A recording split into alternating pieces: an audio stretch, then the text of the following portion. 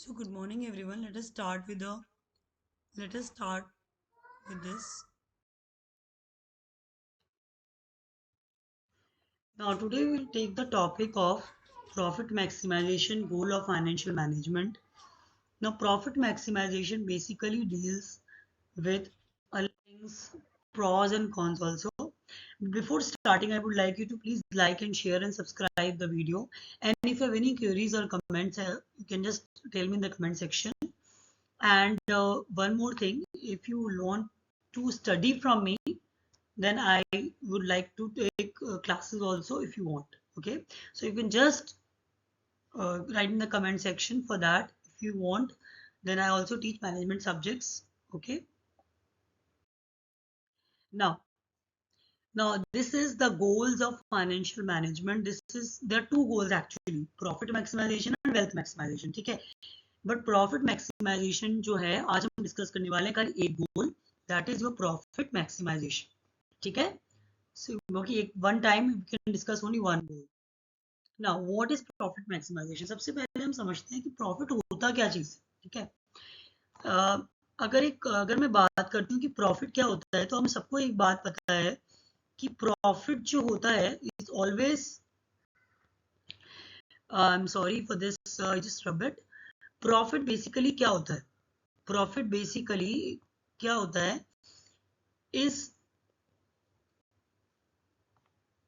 एक minute, just hold a minute, just I rub it. Okay, so profit basically shows that the company has efficiently utilized its resources in a very economical and a very efficient manner, and the value of the inputs is less than the value of the output. That means the value of the output is more than the value of the inputs और the resources used. मतलब जितने पैसे आपने लगाए, inputs में लगाए, जितने भी आपने खर्चा किया, आपने जितने रिसोर्सेज यूज करे, उससे ज्यादा आपने आउटपुट निकाला है, तभी प्रॉफिट होगा, राइट? अगर आपका value of the inputs is more than the value of the output, that means आपने लॉस अर्न किया है. आपने जितने रिसोर्सेज लगाए उससे कई गुना ज्यादा आपने आउटपुट अर्न कर लिया, आपने उससे ज्यादा रिजल्ट कमाया, तो इसका मतलब आपने प्रॉफिट अर्न किया है. आपने आउटपुट ज्यादा कमाया than the use of the inputs, that means आपने प्रॉफिट अर्न किया. अगर आपकी वैल्यू ऑफ इनपुट्स लेस है और वैल्यू ऑफ आउटपुट ज्यादा है, दैट मीन्स आपने अपने रिसोर्स को एफिशिएंटली यूटिलाइज किया and it is known as profit. ठीक है, you efficiently utilised all your resources. ठीक है, जाहिर सी बात है, बहुत ऑब्वियस चीज है, अगर मैं कंपनी में सरवाइव करना चाहती हूँ या मैं अपनी बिजनेस सरवाइव करना चाहती हूँ, मुझे प्रॉफिट तो अर्न करना ही पड़ेगा. This is basically my main M, but it should not be the priority goal. Here we're talking of, it is the survival instinct, it is a survival for the company or the business, but it should not be the only motive. ठीक है, now ये एक traditional approach है, because इस approach में क्या होता है कि हम ये समझने की कोशिश करते हैं कि प्रॉफिट मैक्सिमाइजेशन जो गोल हुआ करते थे पहले फाइनेंशियल मैनेजर्स के, खाली यही होते थे कि मेरा बिजनेस अच्छा चले, मेरी कंपनी अच्छी चले, प्रॉफिट से ज्यादा प्रॉफिट में अर्न करूं. बट उससे क्या होता है, जब हमारे दिमाग में ये वाला गोल रहता है कि हमें प्रॉफिट ज्यादा अर्न करने, तो we sacrifice the the long term perspective of the company's growth and development. ठीक है, ये बात आपको समझ में आएगी, अभी मैं और समझाऊंगी. ठीक है, बेसिकली ये लेक्चर्स उन लोगों के लिए बहुत बेनिफिशियल हैं जो बहुत डीप में या फिर बहुत नॉर्मली किसी कॉन्सेप्ट को समझना चाहते हैं, डेप्थ में समझना चाहते हैं, या फिर एक कॉन्सेप्ट को हमेशा के लिए समझना चाहते हैं, वो कभी नहीं भूलेंगे. This is the guarantee which I am giving you. वो कभी नहीं भूलेंगे इस कॉन्सेप्ट को, because the PPT which I make, it is from the perspective of making things understand. Okay, and if you ask from me, there is no personal benefit out of it. I like sharing knowledge. Okay, I love sharing knowledge. Okay, so it's good if you want to watch and if you understand anything. It would be very I will be grateful if you ask me the questions also. I love giving answers. Okay, now because these management subjects are basically yeah, they are my passion. I like these subjects. Okay, so just apart from all these, now we'll start with the topic. Now this is a traditional approach, समझ आ गया, because पहले हमारे motive यही होता था कि हमें प्रॉफिट अर्न करना है. ठीक है, now it is a process or approach by which profits EPS is increased. What is EPS? Earning per share. जब मेरी कंपनी की वैल्यू बढ़ती है, जब मेरी कंपनी ज्यादा प्रॉफिट कमाएगी, ऑब्वियस बात है मेरी शेयर होल्डर्स की वेल्थ भी बढ़ती है। तो मेरी शेयर होल्डर्स की वेल्थ बढ़ती है, लेकिन कैसे बढ़ रही है? प्रॉफिट, जब मेरी कंपनी का वैल्यूएशन ज्यादा हो रहा है, मेरी कंपनी के प्रॉफिट्स बढ़ रहे हैं, मेरी कंपनी की वैल्यू बढ़ रही है, तो मेरे शेयर होल्डर्स की अर्निंग्स बढ़ रही है। ईपीएस मैक्सिमाइजेशन प्रिंसिपल बोलते हैं इसको, ठीक है। इसका मतलब मैं वही एक्शंस, वही डिसीजंस, वही एक्टिविटीज और वही प्रोजेक्ट्स लूंगी जिससे मेरा प्रॉफिट इंक्रीज होगा। मैं और कोई ऐसा प्रोजेक्ट या और कहीं कहीं इन्वेस्टमेंट ऐसी नहीं करूंगी जहां मेरे प्रॉफिट्स डिक्रीज हो रहे हो। इफ यू से in English, that means I will go for only those actions or decisions or activities or projects or investments which increase my profit, and those actions which decrease my profit, I will not entertain them, I will avoid them completely. That means हमने ये discuss किए थे तीनों, आपको याद है। All investing, dividend and finance decisions, they will be oriented towards maximising the profit of the firm. समझ आ गया? मेरे सारे डिसीजंस कौन से होंगे? Investing decision. कहीं मुझे इन्वेस्टमेंट करनी किसी प्रोजेक्ट में, एसेट में, तो मैं इन्वेस्टिंग कैसे प्रोजेक्ट्स में करूंगी जो मुझे अच्छे रिटर्न्स दें। अगर मुझे डिविडेंड पॉलिसीज बनानी है तो मैं ऐसी डिविडेंड पॉलिसी बनाऊंगी कि मैक्सिमम प्रॉफिट जो होगा वो मेरा होगा। इसका मतलब मैं कम डिविडेंड दूंगी ना शेयर होल्डर्स को, ठीक है। बिजनेस क्या, सबसे ज्यादा इसमें सबसे ज्यादा बिजनेस क्या करेगी? सबसे ज्यादा अपने पास रिटेन करने की कोशिश करेगी, अपने रिटेन करने की कोशिश करेगी प्रॉफिट्स को अपने पास। क्यों? क्योंकि उसको अपने मैक्सिमम प्रॉफिट्स बनाने, तो इसमें डिविडेंड ज्यादा शेयर होल्डर्स को नहीं देना चाहेगी। समझने की कोशिश करिए आप चीजों को, क्योंकि मैक्सिमम प्रॉफिट वो कम कर सकती है। जब वो कम से कम देना अपने शेयर होल्डर्स को, अगर वो ज्यादा दे देगी तो क्या होगा? उसके पास तो प्रॉफिट कम रह जाएगा बिजनेस के पास, ठीक है। फाइनेंसिंग डिसीजन, मतलब जहां से इक्विटी या डेट में ज्यादा इन्वेस्ट कहाँ करेगी? इक्विटी ज्यादा देगी तो क्या होगा? इक्विटी में ज्यादा इन्वेस्ट करेगी कि डेट में? ऐसे प्रोजेक्ट्स में इन्वेस्ट करेगी जहां पर उसको मैक्सिमम प्रॉफिट हो, मतलब कम से कम उसको अपने प्रॉफिट शेयर करने पड़े। तो वो ज्यादा इक्विटी में भी नहीं इन्वेस्ट करना चाहेगी, ज्यादा डेट में भी करना नहीं चाहेगी, ठीक है। तो बैलेंस रखना चाहेगी। तो डिपेंड करता है कंपनी टू कंपनी वो कैसे डिसीजन लेना चाहती है, लेकिन वो ऐसे ही डिसीजन लेगी जिनसे कि उसकी कंपनी का जो प्रॉफिट है वो हमेशा ही मैक्सिमम टू मैक्सिमम आए।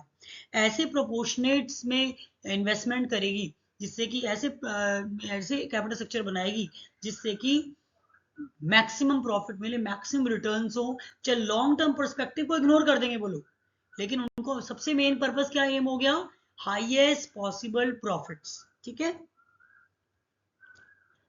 नेक्स्ट, प्रॉफिटेबिलिटी क्या मतलब? जो आपको बता रही थी कि प्रॉफिट का मतलब क्या होता है। प्रॉफिट एक ऑपरेशनल कॉन्सेप्ट है। इसको ऑपरेशनल क्यों कहते हैं? बिकॉज ऑपरेशन मतलब क्या होता है? Which is related to the daily activities of the business. Suppose अगर आपका बिजनेस है कंस्ट्रक्शन का, ठीक है, कंस्ट्रक्शन का बिजनेस है, और या फिर आपका ग्रोसरी का बिजनेस है, तो जो भी आप डेली एक्टिविटीज उसमें करते हैं उसको हम बोलते हैं operational concept.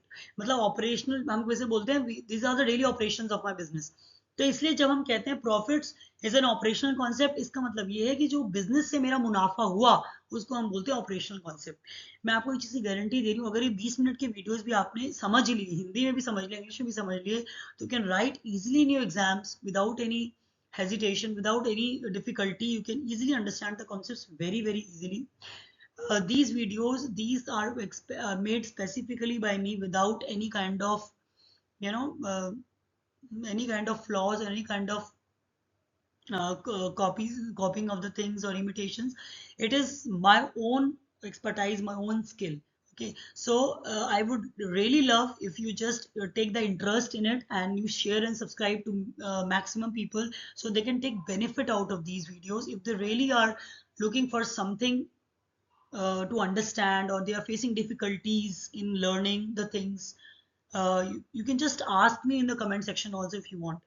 Okay, so it signifies economic efficiency. ना इकोनॉमिक का मतलब बताया था मैंने आपको कि मैक्सिमम यूटिलाइजेशन ऑफ रिसोर्सेज। तो समझ आ गया, प्रॉफिट एक ऑपरेशनल कॉन्सेप्ट है and it signifies economic efficiency, मतलब कितना अच्छे से मैंने अपने इनपुट्स को यूज करा है। अब देखिए, it is a situation where output exceeds the inputs. मेरा आउटपुट हमेशा ज्यादा होने चाहिए मेरे इनपुट से, ठीक है। अगर मेरा आउटपुट ज्यादा होगा इनपुट से, मतलब मैंने अच्छा प्रॉफिट कमाया है। मैं उन्हीं प्रोजेक्ट्स में, डिसीजंस में और प्रोजेक्ट्स में इन्वेस्ट करूंगी जो प्रॉफिटेबल हैं, और जो प्रॉफिटेबल नहीं है उसमें मैं रिजेक्ट कर दूंगी। समझ आ गया? सी दिस कॉन्सेप्ट अगर आपको समझ में आ गया तो अपने आप आसानी से इंग्लिश में लिख सकते हो, आपको इतना रटने की जरूरत नहीं पड़ेगी। अगर आप कोई सी भी फाइनेंशियल मैनेजमेंट की बुक उठा के देखोगे, there so much of the theory given in them that students get confused sometimes. If they miss any lectures, they got confused. Okay, they don't understand how much to learn, what to learn, and in what specific points they should mention in their answer. So this is the basic crux which I have given out in my videos, and you can take the benefit out of it. If you are a student, you are really very lucky to have these videos. If you miss the lectures in the schools or colleges, it is very efficiently available for you. Okay, now this is the again important thing. Profit maximization को हम EPS maximisation decision criterion बोलते हैं. इसको decision criterion में confuse मत होना. जैसे हमको डिसीजन लेते हैं तो इसको बोलते हैं हम, क्राइटेरिया होता है किस बेसिस पर हम ले रहे हैं. तो इसलिए प्रॉफिट मैक्सिमाइजेशन प्रिंसिपल भी बोल सकते हो आप इसको, ईपीएस मैक्सिमाइजेशन प्रिंसिपल भी बोल दोगे, देन आल्सो इट्स फाइन. अब ये दोनों लाइन तो सेम ही है जो हमने कल discuss. Profit is a test of economic efficiency, that means कितना अच्छे से हमने यूटिलाइज किए अपने रिसोर्सेज को. ठीक है, आप नोटिस करो कि वही लाइन का मतलब बार बार आता है. Profit is a test of economic efficiency. Profit is an operational concept. We only undertake those projects which are profitable. We avoid the actions of projects which are non-profitable. All the investing, financing, and dividend decisions are directed towards maximizing the profit. It is a guide to financial decision making. What is the meaning of this? इसका मतलब अगर मेरे पास 3 projects है, ठीक है, assume करो मेरे पास 3 projects है, उन तीनों में से मुझे एक प्रोजेक्ट जो है सबसे ज्यादा प्रॉफिट दे रहा है, तो मैं उसी प्रोजेक्ट को ही अप्लाई कर, उसी प्रोजेक्ट को मैं इन्वेस्ट करूंगी. सपोज एक प्रोजेक्ट मुझे बेनिफिट दे रहा है 30 lakhs, एक दे रहा है 20 lakhs, एक दे रहा है 10 lakhs, तो मैं कौन से प्रोजेक्ट्स को लूंगी जो मैक्सिमम प्रॉफिट मुझे दे रहा है. That means it helps the financial managers if they're in a dilemma which project to choose. So they will they will select only those projects which are profitable. And we select only those projects which are profitable. समझ आ गया? Most profitable projects. ठीक है? Now there's some points that are in the favor of profit maximization. इसमें आपको बहुत सारे और भी points मिल जाएंगे, but basic 4 ये हैं. ठीक है, ऑब्वियसली इकोनॉमिक सर्वाइवल तो होता ही है, बिकॉज अगर कोई भी बिजनेस चलेगा ही नहीं अगर आप प्रॉफिट नहीं कर पाओगे. तो ये 4 मेन पॉइंट्स है जो आपको याद करने हैं. You can just make in your own languages. ठीक है, profit maximization basically is when a business achieve its highest maximum profit. It assumes that the goal of the company is to make the highest possible profits. जब आपका गोल ही highest possible profits होता है तो पता है आप क्या करते हो, कुछ ऐसी चीजों में भी इन्वेस्ट कर देते हो जो लॉन्ग टर्म पर्सपेक्टिव और ग्रोथ के या कंपनी की ग्रोथ के लिए सही नहीं होता है. तो जहां पर आप गलती करते हो तो यहीं इसका फ्लॉ शुरू हो जाता है. ठीक है, इस प्रिंसिपल का सबसे ज्यादा ड्रॉबैक यही है, बाद में बताऊंगी मैं आपको. ठीक है, नाउ फर्स्ट हमारा इकोनॉमिक सर्वाइवल हो गया, जो मैं आपको डिस्कस कर ही चुके इकोनॉमिक सर्वाइवल. नेक्स्ट हमारे पास आता है मेजरमेंट स्टैंडर्ड. ऑब्वियसली अब अपने रिपोर्ट कार्ड देखते हो तो आपको कैसे पता चलता है कि आपने अच्छा परफॉर्म किया, मार्क्स के थ्रू, राइट. सो कोई बिजनेस अच्छा परफॉर्म करे, दे विल जज it through the profits earned by it. Okay, so profits are the true measurement of the viability of the business model. Viability mean sustainability, कितना मेरा business आगे future में अच्छा perform करेगा वो डिपेंड करता है कि मेरे पास प्रॉफिट्स कैसे अर्न कर रही हूँ, क्या मेरा प्रोग्रेस ग्राफ है, क्या मेरा ट्रेंड रहा है प्रॉफिट्स अर्न करने का. अगर मैं अच्छे से प्रॉफिट अर्न करती जा रही हूँ, that means I have sustainability, I have viability in my business. ठीक है, otherwise if a company does not earn the profit, there is a direct risk towards the survival of the business. Now social economic welfare is a very good point over here. See, social welfare कब होता है? See, society और organization होती है. Ma'am know this, एक society है, एक organization है. Organization obviously requires resources and use the resources from society. Okay, तो अगर ऑर्गेनाइजेशन अच्छे प्रॉफिट अर्न कर रही है, it will do more social activities, it will more contribute towards the society and community welfare. ठीक है, तो इससे क्या होगा, सोसाइटी बेनिफिट्स होती है, सोशल वेलफेयर होता है. लेकिन सेकेंडली क्या होता है कि हम एफिशिएंटली रिसोर्सेज यूज करें, लैंड, लेबर, कैपिटल, ऑर्गेनाइजेशन, तो इससे क्या होता है, सोसाइटी और कम्युनिटी को भी हम बेनिफिट देते हैं. सेकेंडली हमारे पास क्या होता है कि अब इकोनॉमिक वेलफेयर कैसे होती है. किसी एक ऑर्गेनाइजेशन के अंदर एम्प्लॉयज है, ठीक है, every employee is thinking towards doing his best and earning maximum profits. That means when everybody is in the direction of earning maximum profits and earning करना चाहते हैं, वो लोग अच्छे प्रॉफिट्स अर्न करना चाहते हैं, तो automatically the whole organization will progress. ठीक है, दूसरा इसका एक और पॉइंट हो सकता है कि ऑर्गेनाइजेशन अच्छा परफॉर्म करेगी तो ऑब्वियसली एम्प्लॉयज को बेनिफिट मिलेगा ही मिलेगा, ठीक है। तो it has different perspectives from different view points, ठीक है। Second is the most important thing, जो हमारा फाइनेंशियल मैनेजमेंट का बेस है, वो हमारा है points against profit maximization. 3 points हैं जो पूरे फाइनेंशियल मैनेजमेंट में आपके कॉन्सेप्ट्स को समझाने में बहुत हेल्प करेंगे। पहला पॉइंट है एम्बिग्यूटी, सेकेंड है टाइमिंग ऑफ बेनिफिट्स, थर्ड है क्वालिटी ऑफ बेनिफिट्स। इसको बहुत ध्यान से बहुत अच्छे समझिएगा, ठीक है। एक बार समझ में आ जाएगा, आप जिंदगी भर नहीं भूलेंगे। Now what is ambiguity? आपने कभी हेजी वेदर देखा है, कोई स्मॉगी वेदर देखा है आपने? उसमें क्या होता है कि आपको क्लियर नजर आता है, कुछ नहीं, नहीं दिखता ना। एम्बिग्यूटी का मतलब होता है नॉट क्लियर। समझ आया? एम्बिग्यूटी मतलब नॉट क्लियर। अब मुझे एक बात बताओ, सपोज मैं कहती हूँ कि इन्फोसिस या एसेंचर, कोई भी कंपनी लेते हैं, ये अच्छे प्रॉफिट्स अर्न कर रही है, तो आप ये बोल, आपको क्या समझ में आया इस बात से? कैन यू टेल मी, क्या समझ में आया इस बात से? अच्छे प्रॉफिट्स किस सेंस में? Short term, long term profit, after tax profit, before tax, ये कुछ समझ में आया? नहीं। After, before tax, after tax, और short term profit, long term profit, rate of profit, और परसेंटेज ऑफ द प्रॉफिट, और प्रोपोर्शन ऑफ द प्रॉफिट। क्या बोला मैंने? प्रॉफिट के तो बहुत सारे मीनिंग है भाई। शॉर्ट टर्म प्रॉफिट है, लॉन्ग टर्म प्रॉफिट है, there so many things related to profit, but कुछ क्लियर नहीं समझ आया। तो यही प्रॉफिट का सबसे बड़ा ड्रॉबैक कॉन्सेप्ट ये है कि प्रॉफिट एक वेग कॉन्सेप्ट है, क्लियर नहीं है, एम्बिगुअस है, कोई प्रिसाइज कॉनोटेशन नहीं। मैंने ये तो नहीं बोला कि company short term profit earn कर रही है, नहीं बोला। मैंने ये भी नहीं बोला company long term profit earn कर रही है, नहीं बोला। मैंने ये भी नहीं बोला है कि कंपनी आफ्टर टैक्स की बात भी नहीं करी, बिफोर टैक्स नेट प्रॉफिट है कि ग्रॉस प्रॉफिट, कुछ नहीं पता है, बस मैं बोल रही हूँ प्रॉफिट अर्न कर रही है। तो वेग नहीं हुआ ये कॉन्सेप्ट, क्लियर नहीं हुआ ना। कैसे क्लियर नहीं हुआ? बिकॉज ये मुझे पता ही नहीं कि कंपनी किस सेंस में कौन से प्रॉफिट अर्न कर रही है भाई। वी शुड नो ना। जब मैं आपसे बोल रही हूँ कि कंपनी प्रॉफिट अर्न कर रही है, तो क्या मतलब है प्रॉफिट अर्न करने का? उसका कुछ सेंस कॉनोटेशन, मतलब पर्टिकुलर कोई फिगर नहीं है उसमें, कोई पर्टिकुलर फिगर नंबर नहीं है। मैं किस सेंस में बोल रही हूँ मुझे भी नहीं पता। अ लूज एक्सप्रेशन, कोई लूज चीज कब होती है? जब वो फिट नहीं होती। किसी चीज में वो फिट नहीं है तो वो लूज होती है ना। ये जो कॉन्सेप्ट है प्रॉफिट, ये फिट नहीं हो रहा है हमारे फाइनेंशियल मैनेजमेंट में। ये लूज कॉन्सेप्ट है, और it cannot be the basis of our operational criterion, मतलब it cannot form the basis of the goal of the financial management. खाली ये गोल होना, हमारा खाली ये गोल नहीं होना चाहिए कंपनी की प्रॉफिट अर्न करना, नो। बिकॉज ये एक वे कॉन्सेप्ट है, इसका कोई प्रिसाइज कॉनोटेशन नहीं है, एक लूज एक्सप्रेशन है। कैसे? Just come to this part. Short term है कि लॉन्ग टर्म में नहीं पता, हम किस प्रॉफिट की बात कर रहे हैं, कुछ क्लियर नहीं है। टोटल प्रॉफिट है कि रेट ऑफ प्रॉफिट है, ये भी क्लियर नहीं है। बिफोर टैक्स है कि आफ्टर टैक्स है, ये भी नहीं पता। हम परसेंटेज की बात कर रहे हैं कि रुपीस की बात कर रहे हैं, इसमें हम सबका डिफरेंट क्राइटेरिया होता है ना प्रॉफिट को मेजर करने का।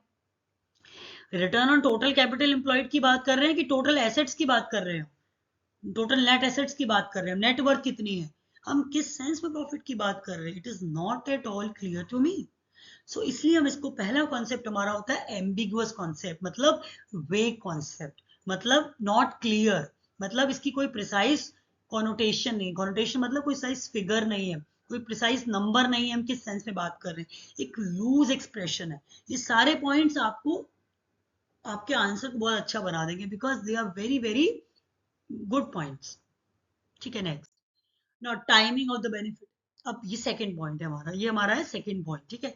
अब इसमें क्या होता है, it's very again very very important and very good concept, ठीक है। दूसरा हमारा फ्लॉ होता है, ऑब्जेक्शन भी कह सकते हो उसे, फ्लॉ भी कह सकते हो। सपोज करो, अब मेरे पास एक प्रोजेक्ट है जिसकी लाइफ है, प्रोजेक्ट का मतलब पहले समझ लीजिए, फाइनेंशियल मैनेजमेंट में किसी प्रोजेक्ट में इन्वेस्ट करना मतलब किसी एसेट में इन्वेस्ट करना भी होता है। सपोज आपने बिल्डिंग का कंस्ट्रक्शन प्रोजेक्ट ले लिया, या फिर आपने किसी एसेट में इन्वेस्ट कर दिया। सपोज आपको कोई कैंडी मैन्युफैक्चरिंग मशीन का बिजनेस था, आपने कैंडी मैन्युफैक्चरिंग मशीन खरीदनी है, तो वो भी एक इन्वेस्टमेंट है, वो भी एक प्रोजेक्ट है। तो इसलिए कंफ्यूज मत होइएगा कि प्रोजेक्ट क्या चीज है। इधर प्रोजेक्ट मतलब किसी चीज में इन्वेस्टमेंट करना, कहीं पैसे लगाना, ठीक है। तो अगर सपोज करते हैं एक कैंडी मैन्युफैक्चरिंग बिजनेसमैन को कैंडी मैन्युफैक्चरिंग मशीन चाहिए, अब उसके लिए उसे पहले इन्वेस्टमेंट करनी पड़ेगी, कैंडी मशीन खरीदनी पड़ेगी। उसके पास 3 ऑप्शन थे कि वो 3 मशीन खरीद सकता है, लेकिन सबके अलग अलग रिटर्न्स होंगे अलग अलग ईयर्स के लिए। किसी की लाइफ होगी, किसी एक मशीन को खरीदता है उसकी लाइफ 10 साल है। लिख लीजिए आप, एक मशीन खरीदता है तो उसकी लाइफ 10 साल है, और बी मशीन खरीदता है उसकी लाइफ है 8 साल, और तीसरी मशीन खरीदता है तो उसकी लाइफ है 6 साल। ठीक है, अच्छा अब मुझे बताइए कि सब, लेकिन मैक्सिमम प्रॉफिट जो मिल रहा है उसको 6 साल वाली में मिल रहा है। ठीक है, लेकिन 10 साल वाली जो 10 साल वाली है उन सबकी कॉस्ट एक सी है, 60 लाख 60 लाख 60 लाख, तीनों की कॉस्ट एक सी है। आप सोच के बताइएगा मुझे कमेंट सेक्शन में। ए, बी और सी तीन हमारे प्रोजेक्ट्स हैं, जी तीन हमारी कैंडी मैन्युफैक्चरिंग मशीन का ऑप्शन मेरे पास अवेलेबल है। दोनों की मशीन की कॉस्ट लग रही है 60 लाख 60 लाख 60 लाख। एक की लाइफ है 10 साल, एक की लाइफ है 6 साल, एक की लाइफ है 8 साल। ठीक है, तो 6th लाइफ वाली है जिसकी 6 साल की लाइफ है, वो बहुत बढ़िया मशीन है, बहुत बढ़िया मुझे रिटर्न्स दे रही है। ठीक है, तो मैं किस में इन्वेस्ट करूंगी? 6 में कर दूं ना। ठीक है, अब यही मैं आपको समझाना चाहती कि working life of an asset क्या होती है। वर्किंग लाइफ मतलब 6 ईयर्स, 8 ईयर्स एंड 10 ईयर्स, जो जितने साल चलता है उसको हम बोलते हैं working life of an asset. समझ आ गया? अब ये लाइन समझने में थोड़ा, इसको लाइन को लिख लीजिए, इस लाइन को हम अभी हम समझेंगे एक एग्जांपल के थ्रू, कि इसमें सबसे बड़ा फ्लॉ क्या होता है, कि टाइमिंग नहीं देता कि कब मुझे रिटर्न मिल रहा है। It ignores the differences in the timing of the pattern of the benefits received over the working life of the asset. ये टाइमिंग को मैटर नहीं करता है। अब कैसे बताती हूँ मैं आपको, नेक्स्ट पे आ जाइए। देखिए, अब सपोज करते हैं इधर दो ही मशीन मैंने खरीदनी है, दो मशीन के ऑप्शन है, इसकी वैल्यू 60 लाख की है। ठीक है, इसकी वैल्यू भी 60 लाख की है। अब यहाँ बड़ा कंफ्यूजन होने वाला है। चलो वो तो तीन का एग्जाम्पल मैंने आपको दिया था, नया एग्जाम्पल दे रही हूँ। 60 लाख दोनों की कॉस्ट थी। पहले पीरियड में ये मशीन मुझे दे रही है 50 लाख, इसको लैक्स में अज्यूम का assumption है, इसकी लैक्स में है। ठीक है, ये मशीन मुझे कुछ नहीं दे रही है। सेकेंड पीरियड में ये मशीन मुझे देगी 100 लैक्स, ये मशीन फिर भी कुछ नहीं दे रही है। अब थर्ड पीरियड में ये दे रही 50 लैक्स, पीरियड मतलब एक particular point of time, suppose 6 महीने, 7 महीने या 1 साल, इसे आप ईयर मान लीजिए, 1 year, second year, third year. ये 50 लैक्स दे रही है थर्ड ईयर में, और ये 100 लैक्स दे रही है थर्ड ईयर में, और फोर्थ ईयर में ये 100 लैक्स दे रही है, और थर्ड ईयर में 200 दे रही है। आप ये देखिए कितना ज्यादा अनस्टेबल है हमारा प्रोजेक्ट भी।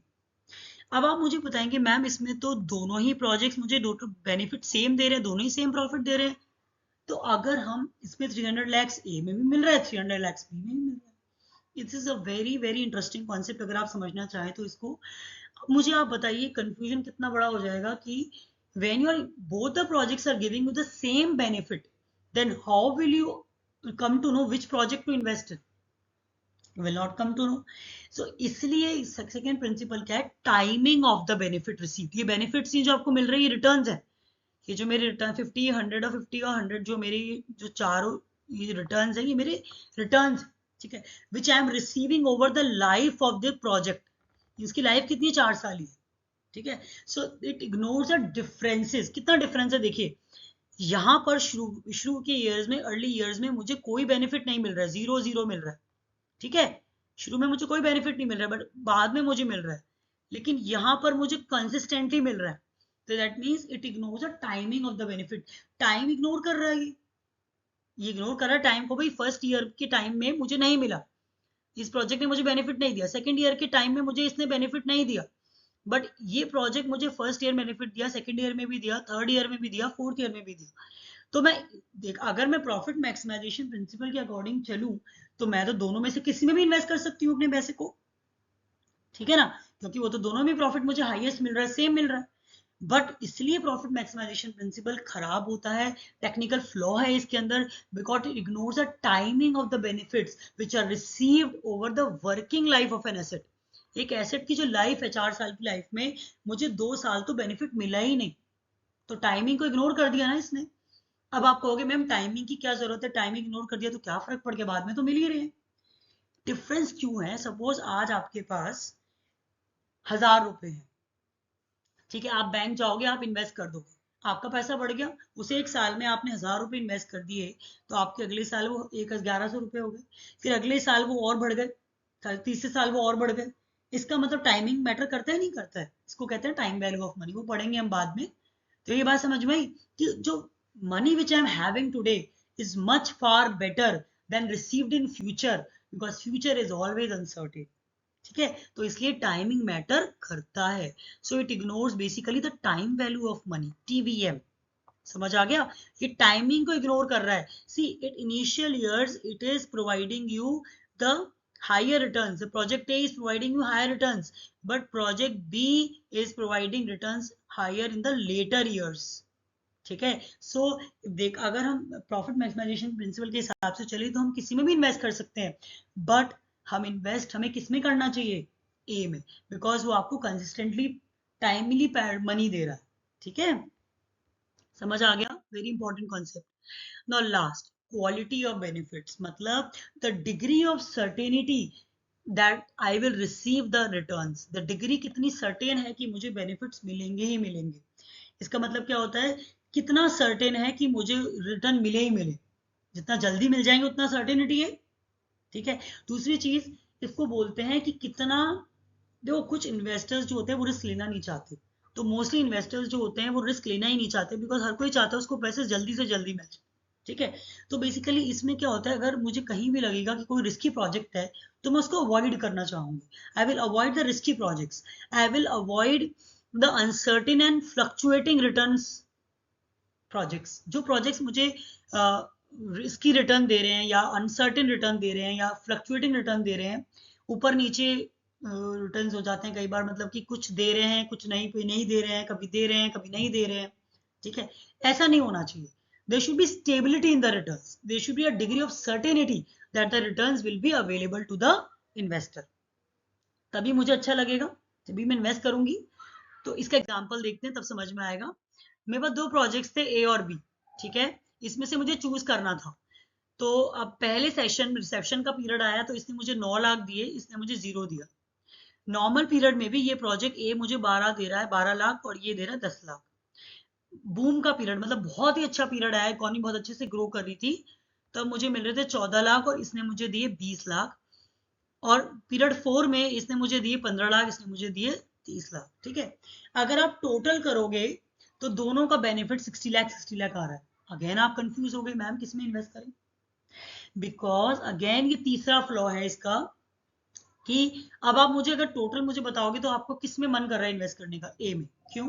बिकॉज ए आपको स्टेबल रिटर्न्स दे रहा है. क्या दे रहा है? Stable returns.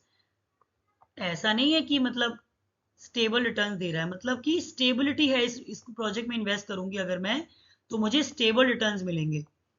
समझ आ रहा है? स्टेबल मिल रहे हैं मुझे. स्टेबल क्यों मिल रहा है? बिकॉज सर्टेनिटी है कि भाई मुझे मिलेंगे ही मिलेंगे. समझ रहे हो? स्टेबल रिटर्न्स मिल रहे हैं. देखो 9 है 12 है, ज्यादा डिफरेंस नहीं है. 9 है 12 है 14 है 15 है. लेकिन अगर आप बी प्रोजेक्ट को देखो कितना फ्लक्चुएशंस है. कब? पहले 0, फिर 10, फिर 20, फिर 30, मतलब कितना बड़ा डिफरेंस आ रहा है. 10 10 लैक्स का कितना डिफरेंस है. लेकिन इसमें सिर्फ 1 और 2 लैक्स का डिफरेंस है. तो सबसे ज्यादा स्टेबल कौन सा है? ए. और ए आपको रिसेशन पीरियड में भी 9 लैक्स दे रहा है, बी नहीं दे रहा है.